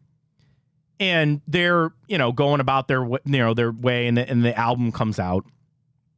And they have somebody that calls the lead singer, Dryden Mitchell. And he's told this story before. He goes, I pick up the phone, it's this radio exec. And they go, dude, they love it. This is going to go huge. And Dryden Mitchell goes in the back of his head the whole time. He's like, please don't say it's Smooth Criminal. Please don't say it's Smooth Criminal. And they go, Smooth Criminal's going to be massive. And he goes, oh, my God. He was like, granted, it launched them to an era. And he goes, eventually I had to accept it. But he goes, we just threw it on at the end of this album just because somebody said to do it. The whole time, I'm hoping that like one of our songs will blow up or something like that. And they go, no, man, it's Smooth Criminal. It's going to be a big one. So there it is. All this day with Time Hop. So I love doing it, man. John Wick Radio and MJ released Smooth Criminal all this day in history. So take that with you when you go. Here's my real hope. And now that we have do this in a different time, it's a little bit earlier in the morning. I hope that somebody at work tells somebody about something you learned in Time Hop at work today. Like this afternoon, just go, hey, did you know that the first transcontinental telegraph was sent this day in history? Did you know that John Wick came out this day in 2014? That's my only goal. I love factoids. I love trivia. So that's a little bit of what we bring here with Time Hop. We also do 2 for Tuesday. Let's update our 2 for Tuesday question. We got a lot coming up. We're going to get to the bracket in a second. Did we get it all filled out? Yeah. So I don't remember the one you said about the sisters. So I filled it in another name because I.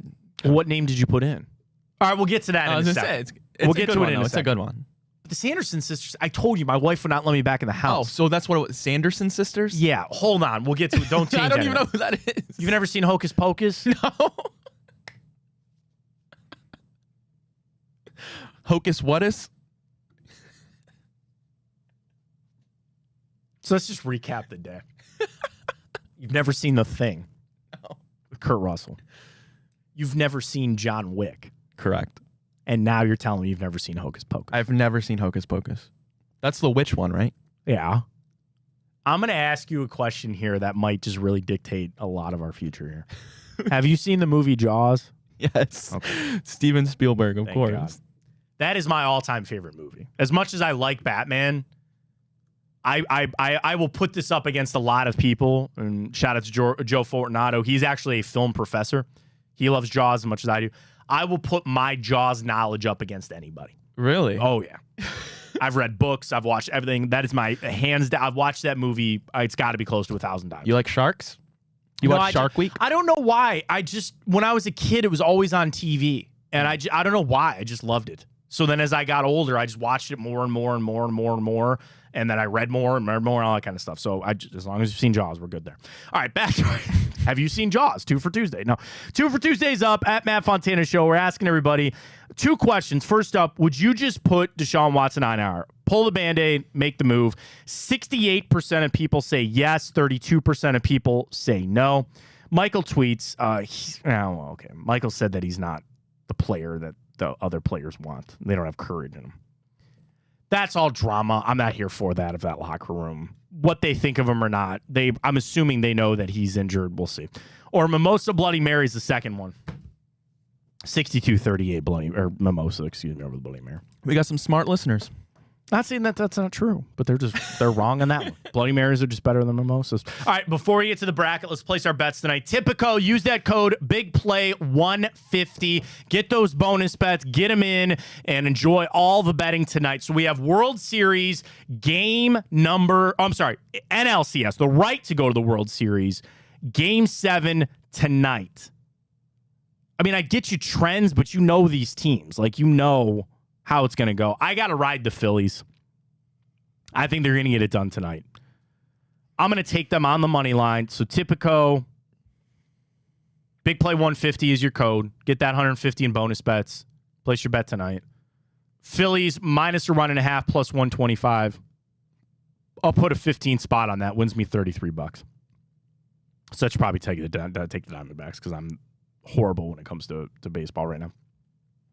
Basketball tonight. Nuggets are a 5.5-point favorite over the Lakers. The Warriors are a 2.5-point favorite over the Suns. I like the Nuggets to cover, and I like the Suns to get an outright win tonight against the Warriors. What do you think, Ryan? I actually like the Lakers. I think ring ceremony hangovers inbound. Yeah. And then There's a boost on Tipico. Anthony and LeBron to each score 25 plus 339. What is it again? They each score what? They each have 25. I like that. I kind of like that too. I like that. I might do that. I might just do that. Even though I said I was going to take the Nuggets, but I kind of like that as my boost anyway. All right, so get on Tipico. Place your wagers for tonight. We got baseball, we got basketball, we got it all. And we're going to be, we'll talk a lot of Cavs tomorrow as we get ready for them to tip off their season. All right, let's get to it, Ryan. Our bracket of the week, your favorite Halloween character. So, so I put the Sanderson sisters in there, but you took them out for Carrie. Oh, no. Oh, no. They're in there. Okay, well, what did you take out for them?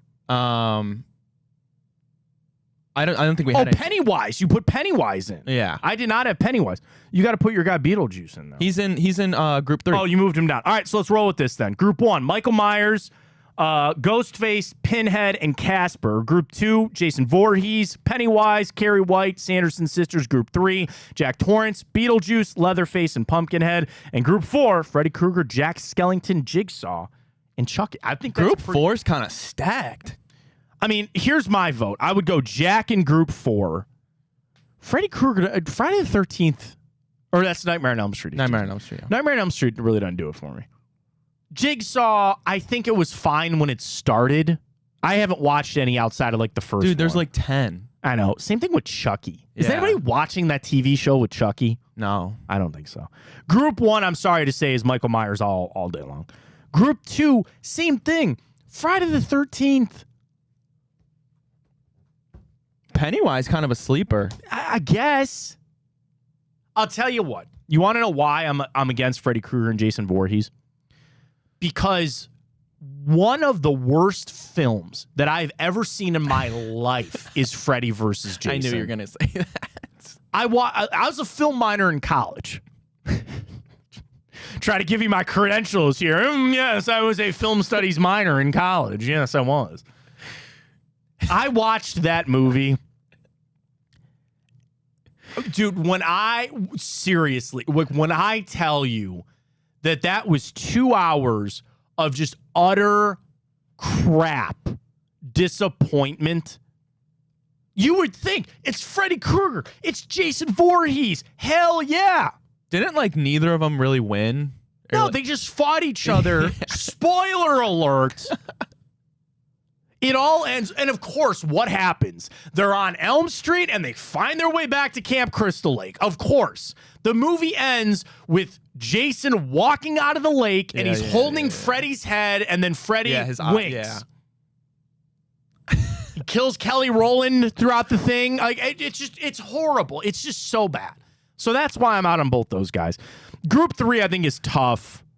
Because for Halloween, I would actually go Beetlejuice. Yeah, like The Shining is great, and I love Jack Torrance, but I'd probably go Beetlejuice there. Yes. So it is. All right, we got to fly. Vote at Matt Fontana 83. Oh, I'll retweet at Matt Fontana Show for all the brackets. They're up. Chico, Ball, Beautiful, Browns, Breakdown with Nick Shook is coming up today at noon. Stream it on the iHeart app and across social media. And as always, take it easy.